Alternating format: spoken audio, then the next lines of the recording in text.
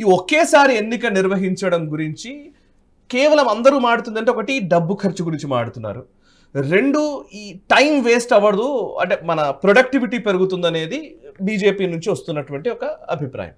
ఇంకోవైపు ఏమో అసలు రాజ్యాంగ మౌలిక సూత్రాలు లేదా ఫెడరల్ స్ట్రక్చర్కే విఘాతం అన్న ఒక వ్యతిరేక దృక్పథంతో కలిగిన వాళ్ళు మాట్లాడుతున్నారు. ప్రాంతీయ పార్టీలు, కేంద్ర పార్టీలు, ఈ నేషనల్ పార్టీల ఎజెండాగా మారిపోతుంది అనేది ఒక అంశం. ఫస్ట్ దాని గురించి మీరు ఏం చెప్తారు? అసలు ఫెడరల్ స్ట్రక్చర్కే విఘాతం అయింది.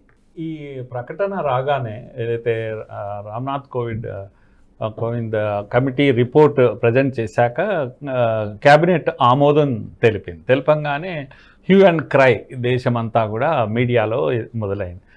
నేను కీన్గా చూస్తున్నాను ఎవరెవరు ఏం మాట్లాడతారు ఏంది అని.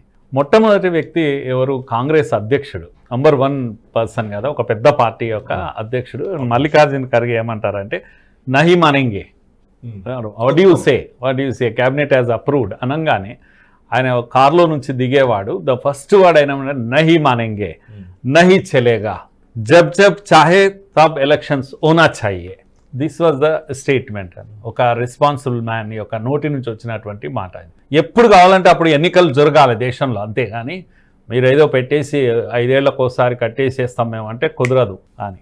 ఇది ఆయన యొక్క ప్రతిక్రియ. అట్లాగే లెఫ్ట్ లిబరల్స్ అనే వాళ్ళు ఎప్పుడూ ఉంటారు, మోడీ ఏది చెబితే అది నో అంతే. అంటే ఒక రీజనబుల్ డిస్కషన్ కానీ దీని అవును వద్దు ఇది మంచిది కాదు ఈ దేశానికి నష్టం జరుగుతుంది అనేటువంటి ఒక వాదన పెట్టడం కానీ, నియంత మోడీ అధికారాలన్నీ తన చేతిలోకి తీసుకునేటువంటి ఒక పెద్ద కుట్ర ఇది. సో ఇలాంటి పదాలన్నీ కూడా నేను విన్నా. ఫెడరల్ సిస్టమ్ను నాశనం చేసేటువంటి విషయం ఇది అని.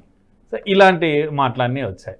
నేనేమంటున్నా అంటే వీళ్ళంతా కూడా అపోజిషన్స్ మాట్లాడే తీరులో, ఉదాహరణకి యూసీసీ ఉందండి. యూసీసీ ప్రపోజ్ చేసింది కాంగ్రెస్, జిఎస్టీ ప్రపోజ్ చేసింది కాంగ్రెస్, లేకపోతే 1 నేషన్ 1 ఎలక్షన్ ప్రపోజ్ చేసింది కాంగ్రెస్, ఫార్ములాస్ ప్రపోజ్ చేసింది కాంగ్రెస్. ఇలాంటివి ఒక 20 చెప్పగలను నేను.